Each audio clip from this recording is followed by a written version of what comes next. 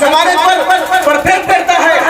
زمانے بدل جائیں گے, وقت بدل جائیں گے, لیکن اسلام کے جو احکام ہیں وہ ہر زمانے کے لیے, ہر وقت کے لیے پرفیکٹ ہے, وہ کبھی نہیں بدلے, وہ کبھی منسوخ نہیں ہوں گے. تو کیا ہمارا اسلام ہمیں چھوڑتا کہ ہمیں نکاح کے بارے میں نہ بتاتا؟ جب وہ اسلام, ہمارا اسلام کھانے کے بارے میں, پینے کے بارے میں, پانی کیسے پیا جائے, کھانا کیسے کھایا جائے, چلا کیسے جائے, بیٹھا کیسے جائے, جب ہر چیز کا طریقہ ہمارا اسلام بتا رہا ہے, تو کیا ہمیں شادی کے بارے میں, نکاح کے بارے میں رہنمائی نہیں کرتا؟ نگرانی اسلام نے ہمیں نکاح کے بارے میں, شادی کے بارے میں بھی رہنمائی فرمایا. اور رہنمائی یہ ہے کہ نبی کریم صلی اللہ علیہ وسلم ارشاد فرماتے ہیں کہ نکاح کیوں کیا جاتا ہے, نکاح کرنے کا مقصد کیا ہونا چاہیے ہوگا.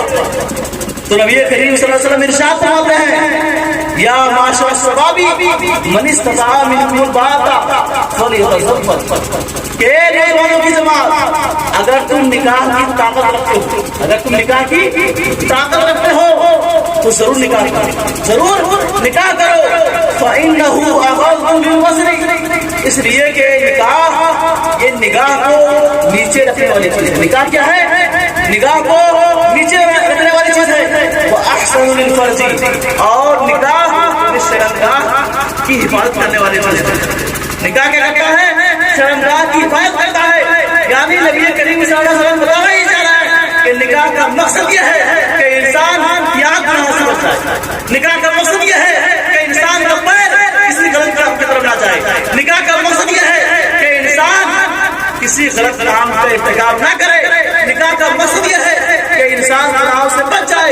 یہ نکاح کا مقصد. اور ہمیں شریعت میں یہ بھی رہنمائی فرمائی ہے کہ نکاح کس سے کرنا چاہیے, نکاح کس سے کرنا چاہیے. شریعت میں یہ بھی رہنمائی فرمائی ہے. نبی کریم صلی اللہ علیہ وسلم ارشاد فرماتا ہے تنکح المرأة ل40 لمالها ولحسبها ولجمالها ولدينها فاذكر بذات الدين, فاذكر بذات الدين. نبی کریم صلی اللہ علیہ وسلم ارشاد فرماتے ہیں کہ نکاح عورتوں سے 4 چیزوں کو دیکھ کر کے آتا ہے. کن چیزوں کو؟ 4 چیزوں کو دیکھ کر کے آتا ہے یہ عورتوں سے نکاح. اس کے مال و دولت کو دیکھ کر کے, اس کے حسن و جمال کو دیکھ کر کے, اس کے خوبصورتی کو دیکھ کر کے, اس کے خاندان کو دیکھ کر کے, اور اس کی دینداری کو دیکھ کر کے, اس کی دینداری کو دیکھ کر کے. آخر میں نبی کریم صلی اللہ علیہ وسلم ارشاد فرماتے ہیں فاذکر بذات الدین, تم دین والی کو چن لو, تم دین والی عورتوں کو چن لو. اگر تم دین والی عورتوں کو چن لو گے تو تم یہاں بھی کامیاب ہو جاؤ گے اور آخرت میں کامیاب ہو جاؤ گے. لیکن ہمارا معاملہ کیا ہے؟ اس لیے ہمارے نبی نے کیوں دینداری کا ذکر کیا؟ میں آپ کو چلوں, اگر آپ پیسہ کو دیکھ کر نکاح کریں گے, اگر آپ پیسہ کو دیکھ کر نکاح کریں گے, یاد رکھیے پیسہ کیا ہمیشہ لانے والی چیز نہیں ہے. پیسہ ہمیشہ لانے والی چیز نہیں ہے. آج آپ کے پاس پیسہ ہے, کل آپ کے پاس پیسہ نہیں ہوگا. کتنے مالدار کو فٹ پاتھ پر آتے دیکھا گیا اور کتنے فقیر کو بڑی بڑی بلڈنگ میں دیکھا گیا.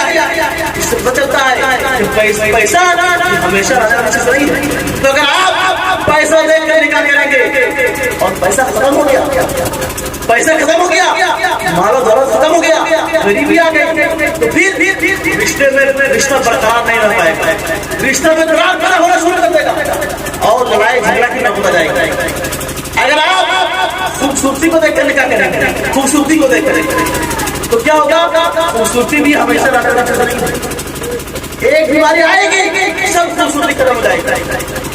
کتنی عورتوں کو دیکھا گیا ہے, کتنے مردوں کو دیکھا گیا ہے جو خوبصورت ہے, لیکن ایک بیماری آئی, ایکسیڈنٹ ہوا, چل گیا, اسے خوبصورتی ختم. اگر آپ خوبصورتی کو دیکھ کر نکاح کریں گے تو اگر خوبصورتی چلی جائے گی تو پھر رشتے میں دراڑ پیدا ہونا شروع ہو جائے گا. رشتے میں دراڑ پیدا ہو جائے گا اور میاں بیوی کے درمیان لڑائی جھگڑا کی نوبت آ جائے گی. اس لیے خوبصورتی ختم ہو گئی. جس چیز کی وجہ سے ہم نے نکاح کیا تھا وہ چیز ختم ہو گئی. تو اب بتائیے اب وہ رشتہ باقی رہ پائے گا؟ نہیں رہ پائے گا. اسی طرح اگر آپ خاندان کو دیکھ کر نکاح کریں گے, خاندان کو دیکھ کر نکاح کریں گے, صرف خاندان اس میں بھی آپ مشکلیں پڑ جائیں گے. وہ کیسے؟ اس لیے کہ اگر آپ خاندان کو دیکھ کر لگا اونچے خاندان کا ہے، اونچے خاندان کا ہے، اللہ کے نزدیک وہی عزت اور رسول والا ہے جو پرہیزگار ہو. جو کیا ہو؟ پرہیزگار ہو.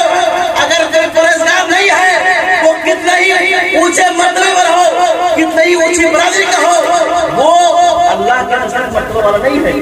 اگر کوئی جھاڑو لگانے والا، اگر کوئی پوچھا لگانے والا پرہیزگار ہے، نیک ہے، نماز کا پابند ہے، شریعت کے دائرے میں چلتا ہے، تو اللہ کے نزدیک اسی کی اللہ کے نزدیک اسی کا مرتبہ ہے.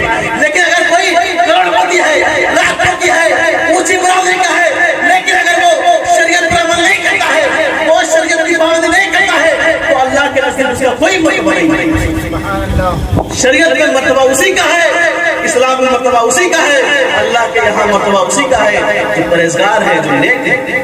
کیا آپ نہیں دیکھتے ہیں؟ نماز میں نہیں دیکھتے ہیں؟ ایک ہی صف میں کھڑے ہو گئے محمود و آیاز، ایک ہی صف میں کھڑے ہو گئے محمود و آیاز.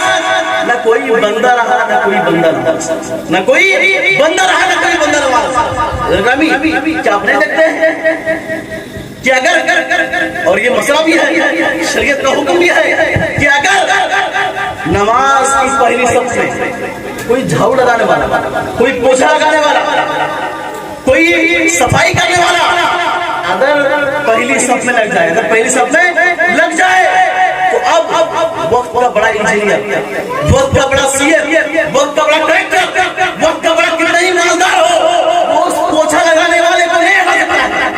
یہ ہے ہمارے اسلام کی خوبصورتی، یہ ہمارے اسلام کی خوبصورتی. اور آپ ایک رپورٹ پڑھے ہوں گے مصر کا، کہاں کا؟ مصر کی ایک رپورٹ پڑھے ہوں گے. مصر میں کیا ہوا تھا؟ مصر میں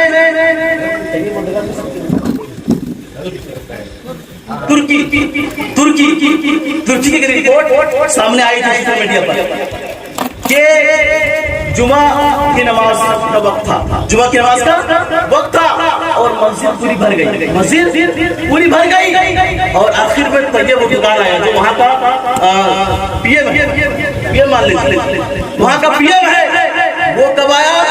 جب مسجد فل ہو گئی تھی. تو وہ کہاں نماز پڑھا؟ وہ نماز کہاں پڑھا؟ وہ پی ایم ہے، سب سے بڑے عہدے پر اپنے ملک کا، اپنے ملک کا ایک باوقار شہری ہے، ملک اس کے ہاتھ میں ہے، لیکن مسجد کھل ہو گئی. اور وہ نماز کہاں پڑھا آگے؟ جہاں چپل کھولی جاتی ہے، جہاں چپل کھولی جاتی ہے. اگر کسی غیر مذہب کا ہوتا، کسی غیر کا مذہب ہوتا، اسلام کے علاوہ کوئی مذہب ہوتا، تو پی ایم آیا تھا تو اس کو پہلے سمجھا دیتے، اس کو پہلے سمجھا دیتے، اس کو پہلے لوگ درشن کراتے یا کچھ پوجا وغیرہ کراتے. لیکن ہمارے اسلام کی خوبصورتی ہے کہ وقت تک کوئی بڑا پی ایم ہو، اگر وہ سب میں نہیں آیا ہے پہلے اور وہ آخر میں آ رہا ہے، تو وہ کسی کو، چاہے وہ جھاڑو لگانے والا ہے، چاہے وہ پوچھا لگانے والا ہے، اس کو وہ ہٹا نہیں سکتا. یہ ہمارے اسلام کی خوبصورتی ہے. اور تاریخ گواہ ہے کہ جب مسجد کھل ہو گئی تھی تو یہ مجرمات جہاں چپل کھولی جاتی ہے وہاں نماز پڑھا. یہ ہمارے اسلام کی خوبصورتی ہے. ہمارے اسلام میں برادری بات نہیں ہے، ہمارے اسلام میں چھوٹ چھوٹ نہیں ہے، ہمارے اسلام میں دینداری ہے، ہمارے اسلام میں دینداری ہے. جب نکاح کریں تو برادری وغیرہ کو چھوڑ کر کے آپ سب سے پہلے دینداری کا نکاح. تو میں اس کی بات بتا رہا تھا کہ اگر آپ خاندان کو دیکھ کر نکاح کریں گے، خاندان کہ وہ نیک خاندان کا، تو کیا ہوگا کہ ابھی آپ سنتے ہوں گے فلاں جگہ فلاں گھر کی لڑکی بھاگ گئی، فلاں گھر کا لڑکا پھنس گیا، سنتے ہوں گے کہ نہیں؟ تو جو خاندان اس کا اونچا تھا، جو خاندان نیک بنایا تھا، اب اس خاندان کی عزت رہ گئی. تو اگر آپ نے خاندان میں کیسے نکاح کیا ہوگا، تو پھر جب وہی چیز ختم ہو گئی تو پھر اب رشتے میں درار پیدا ہو جائے گا، اب رشتے میں درار پیدا ہو جائے گا، اور میاں بیوی کے رشتے جو ہے قائم نہیں ہو پائے گا. لیکن اگر آپ نے دینداری کو دیکھ کر نکاح کیا، ہمارے نبی کیا فرما رہے ہیں؟ ہمارے نبی فرما رہے ہیں فَاصْبِرْ بِذَاتِ الدِّينِ، تم دین والی کو چن لو، دین والی عورت کو چن لو جس کے اندر دینداری ہے، جس کے اندر پرہیزگاری ہے. اس عورت کو اگر تم نے چن لیا تو یاد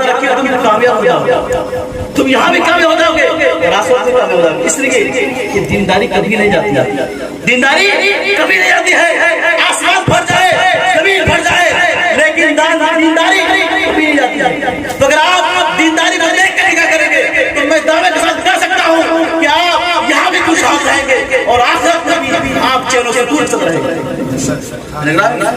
اور ہو بھی کیوں نہ، اس لیے کہ ہمارے نبی صلی اللہ علیہ وسلم چننے کا حکم دے رہے ہیں، ہمارے نبی فرما رہے ہیں کہ تم دین والی چن لے۔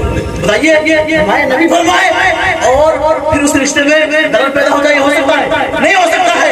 زمین اپنے جگہ سے ڈر سکتی ہے، پہاڑ اپنے جگہ سے اٹھا سکتا ہے، آسمان پھٹ سکتا ہے، لیکن ہمارے نبی کا قول یہ کبھی بدل نہیں سکتا۔ تو جب ہمارے نبی فرما دیا ہے کہ تم دین والی عورتوں کو چن لو، ہمیں چاہیے کہ جب نکاح کرے، جب شادی کرے، چاہے اپنے لڑکی کی شادی کرے، چاہے اپنے لڑکی کی شادی کرے، سب سے پہلے ہم دیکھیں دینداری، سب سے پہلے پیسہ نہ دیکھیں، خاندان نہ دیکھیں، خوبصورتی نہ دیکھیں، سب سے پہلے آپ دیکھیں دینداری، اس کے بعد آپ خاندان دیکھیے، اس کے بعد آپ خاندان دیکھیے، اس کے بعد آپ پیسہ دیکھیے، لیکن سب سے پہلے کوئی چیز آپ کو دیکھنی ہے کہ دینداری کا نکاح کریں۔ اگر آپ دینداری نہیں دیکھیں گے تو یاد رکھیے آپ پچھتائیں گے، پھر آپ امام صاحب کے پاس آئیں گے۔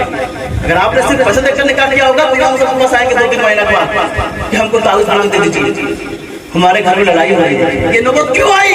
اس لیے کہ آپ نے دینداری کو دیکھ کر نکاح نہیں کیا، آپ نے پیسے دیکھ کر نکاح کیا، آپ نے خوبصورتی دیکھ کر نکاح کیا، اس لیے بعد میں تعویذ لینے کی نوبت پڑتی ہے۔ اگر آپ شروع ہی سے اگر آپ دینداری کو دیکھ کر نکاح کرتے تو میرا دعویٰ ہے کہ آپ کو کبھی امام صاحب کے پاس تعویذ لینے کی ضرورت نہیں پڑتی۔ اس لیے جب بھی ہم نکاح کریں،